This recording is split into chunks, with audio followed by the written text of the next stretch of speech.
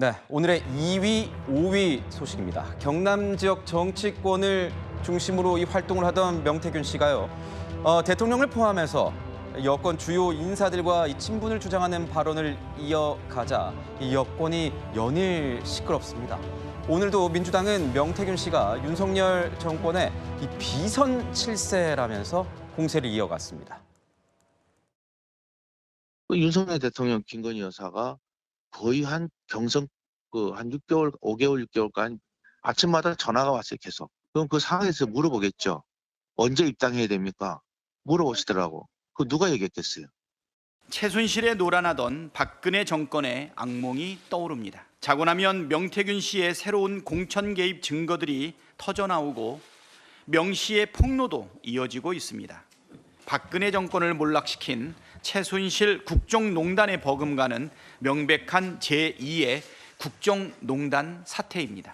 윤석열 대통령과 김건희 여사에 대한 노골적인 협박과 허위 사실로 명예훼손을 하고 있는 명 씨를 왜 가만두는지 참으로 의문입니다. 네, 민주당은요. 이 명태균 씨 의혹을 겨냥해서요. 총공세를 펼치고 있습니다. 아까 방금 보셨듯이요. 박찬대 원내대표 같은 경우에는 명태균의 새치혀 끝에 윤석열 정권의 명운이 걸렸다. 그러면서 이 박근혜 정권 당시, 박근혜 전 대통령 당시 비선 실세로 불렸던 최순실, 이 최서원 씨에 비유하기도 했습니다. 최진봉 교수님께서 보시기엔 정말 명태균 씨가 지금 최서원 씨, 이 최순실 씨 같은 그런 정말 비선 실세 정도로 보이십니까? 어떻습니까? 그러니까 만약에 명태균 씨가 했던 말이 사실이라면 저는 그렇게 보여요. 그러니까 사실인지 아닌지 우리가 알 수가 없으니까 지금은 단정적으로 얘기할 수 없는데 만약에 명태균 씨 지금 아까 그 인터뷰 보세요. 매일 아침 전화했다잖아요. 본인이 언제 입당할까지 물어봤대요. 아니 대통령 후보로 이제 나서실 분이셨는데 그 당시에 이제 입당하냐 마냐고 논란이 되긴 했습니다만 그렇게까지 명태균 씨한테 의지를 했다면 또는 뭐 예컨대 명태균 씨의 뭐 얘기들을 들어보면 그 예전에 윤 대통령이 사셨던 곳에 여러 번 갔다고 그러잖아요. 대통령이 2번 갔다고 그러는. 그러니까 어떤 말이 사실인지 모르겠는데 지금까지 나온 여러 가지 말만 그냥 그 말이 명태균 씨가 쏟아낸 여러 언론과의 인터뷰 내용이 사실이라고 하면 이건 최순실의 버금가는 국정농단이에요. 있을 수 없는 일이죠. 어떻게 저렇게 일반 사인이 아무 직책도 없고 뭐 잘 알리지도 않은 사람이 저렇게까지 대통령 부부, 지금의 대통령 부부에게 연관이 돼서 전화도 하고 텔레그램도 하고 만나기도 하고 또 중요한 경선 과정에 중요한 인물들 만날 때 항상 같이 하고 이런 모습을 보이는 게 말이 됩니까 이게? 저는 도저히 납득이 안 되는 상황이고요. 지금 상황에서는 뭐 사실관계를 모르니까 뭐라고 말씀드릴 수는 없지만 전제를 달면 명태균 씨가 했던 말이 다 사실이라는 전제하에서는 상당히 심각한 상황이다 이렇게 볼 수 있는 거죠. 이현종 위원님은 어떠십니까? 이현종 위원님께서는 뭐 이 취재 경력이 굉장히 기시니까 여러 가지 상황을 많이 보셨을 텐데 지금 이 상황이 정말 최순실 씨 사태, 과거에 있었던 얼마 전에 있었던 그런 사태에 비견할 수 있는 정도냐 어떻게 보십니까? 참 우리 정치권이 과거로부터 좀 배워야 되는데 특히 윤석열 대통령은 이 사건을 또 수사를 했지 않습니까? 그러면 어떤 정치 조직이나 집단이 어떤 공식적인 어떤 이 뭐 조언이나 이런 걸 받는 거, 이 과정과 절차 이게 굉장히 중요하다는 걸 아마 본인도 알 겁니다. 자 그러면 당시에 권성동, 장제원, 뭐 윤한홍 이런 이철규 이런 의원들 그룹이 있었어요. 그러면 이 그룹들을 중심으로 해서 예를 들어서 명태균 씨를 정무특보라든지 뭐 정무적인 실장이나 이런 걸로 임명하면 되는 겁니다. 아무 문제 없어요. 그렇게 하면. 이게 문제가 되는 이유는 뭐냐면 이런 공식 직함을 가지지 않는 분이 예를 들어서 뭐 입당 날짜를 정한다든지 뭐 수시로 한다든지 뭐 만남에 한다든지 이렇게 함으로 인해서 이게 문제가 비롯되는 거거든요. 그러니까 그때 당시에 이제 정치권에 처음 들어오실 때인데 그때 아주 소규모 조직은 있었고 의원들도 도와줬지 않습니까? 그러면 그런 조직을 통해서 뭔가 지원을 받고 결단했더라면 이런 문제가 안 나왔을 겁니다. 그런데 저도 이렇게 취재를 해보니까 그때 그분들도 이분의 실체를 몰랐대요. 그러니까 뭐냐면 그 당시에 이제 공적 조직은 이분이 움직이는 거에 대해서 전혀 알아채지 못한 거예요. 이제 그러다 보니 지금 그분들도 굉장히 당혹스럽다고 그럽니다. 이런 일이 있었나? 저 결정이 저렇게 해서 나왔구나. 그때 당시에 알 수 없었던 정말 헷갈렸던 그런 결정들이 이제 와서 보니까 저 사람이 저렇게 이야기를 했나? 라는 걸 할 정도로 문제가 비롯됐고 특히 이분이 보면 그렇게 어떤 공적인 어떤 의식이나 이런 걸 가진 분이 저는 아니라고 봐요.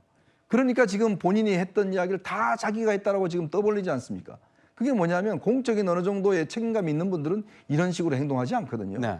결국은 이거는 뭐 대통령실에서는 지금 두 분밖에 안 만났다고 그러지만 지금 정황은 꽤 많이 만나는 걸 보여집니다. 그러니까 본인도 지금 정확히 이 문제에 대해서 이야기를 해야 되고 대통령실도 이 부분 관련해서는 좀 더 정확하게 어떤 실상들을 좀 이야기할 필요는 있을 것 같습니다. 전 김계영 대변인께 네. 오늘 꼭 한번 여쭤보고 싶었어요. 왜냐하면 대통령실에 계셨기 때문에 네. 어떻게 좀 이 존재에 대해서 좀 알고 계셨습니까? 혹시 들으신 적이 있으십니까? 아니 저는 몰랐습니다. 근데 제가 드리고 싶은 말씀이 뭐냐면 제가 6월 29일 날 저희 정치 선언을 할 때 제가 그 전에 이제 참여를 했습니다. 그래서 저간의 상황을 좀 아는데 7월 달에 저희가 7월 말 정도에 입당을 했습니다. 근데 이른바 치막 회동이 있었죠. 분위기 좋았습니다. 근데 그 다음 날 언론에서 입당을 한다. 그거를 저희 쪽에서 볼 때는 당시에 이제 이준석 당대표 측에서 언론 플레이를 해서 압박을 한다. 저희 입장은 뭐였냐면 11월까지 외연을 넓혀서 당에 들어간다는 게 전략이었습니다. 아하. 그래서 그 안에서 저희는 그러려고 하는데 계속 입당을 한다는 거예요. 그런 부분에 대해서 그 당시 윤석열 후보는 불쾌했습니다.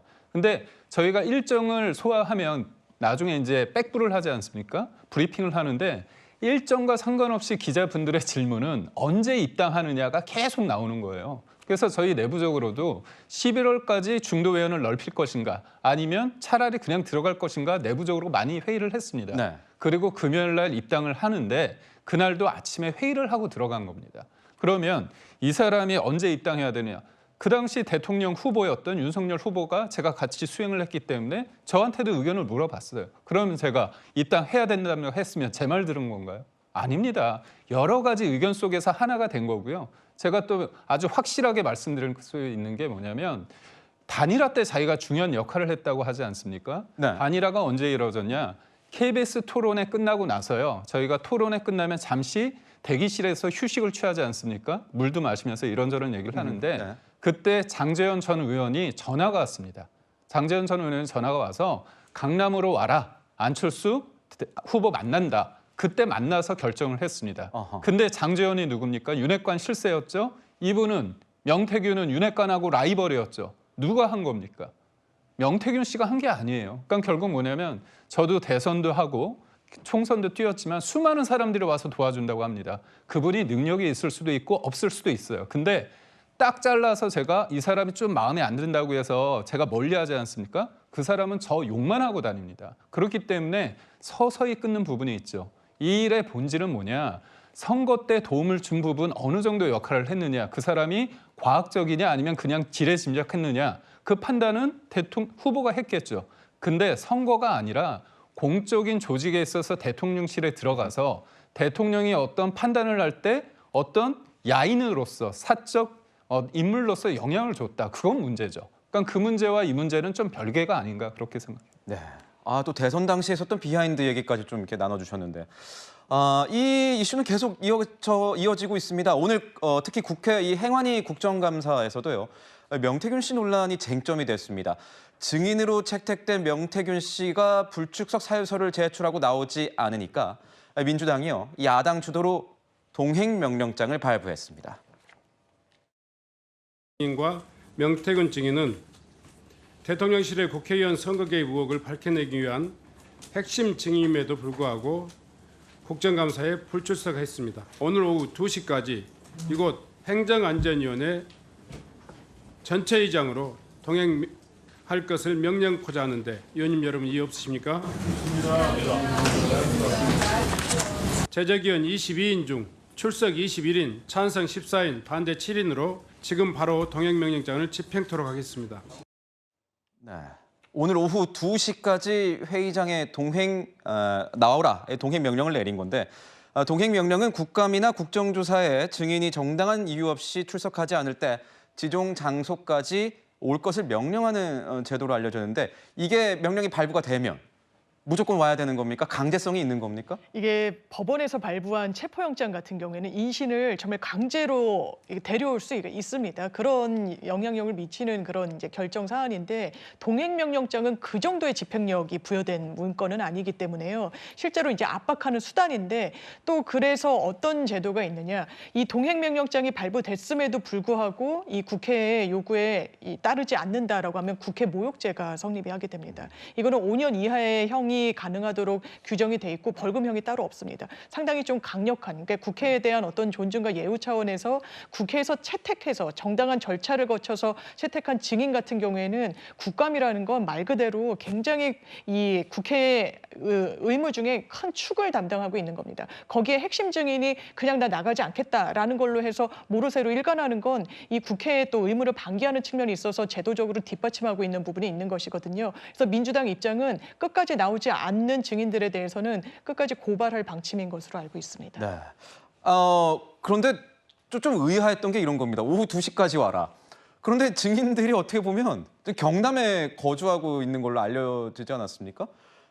그럼 2시까지 오기가 굉장히 힘든 상황일 텐데 왜 동행명령장을 발부했을까? 그 일각에선 여당에선 이런 얘기도 있는 겁니다. 동행명령장을 너무 정치적으로 사용하는 것 아니냐? 야당에 유리한 게만 이렇게 동행명령장을 발부하는 거 아니냐? 이런 얘기도 있는데 변호사님 보시기엔 어떠세요? 여당에서는 증인의 사정을 잘 헤아려주면 그렇게 판단할 수 있을지 모르겠지만 기본적으로 나왔어야 되는 증인인 겁니다. 국회법에 따라서. 그래서 경남에 있든 서울에 있든 제주에 있든 그것까지 국회에서 헤아려주지 않고 저희가 사법 절차에선 당연하지만 더 그러하고요. 그렇기 때문에 이 부분은 국회에 어쨌든 권위를 보여주기 위해서 압박용으로 동행명령장을 발부하고 이 시한까지 적실한 것 같은데 본인들이 경남에 있다는 건 국회에 애초에 이런 불응하겠다는 의사를 더 강력하게 표명한 것으로 고발을 면하지 못할 것 같습니다. 그렇군요.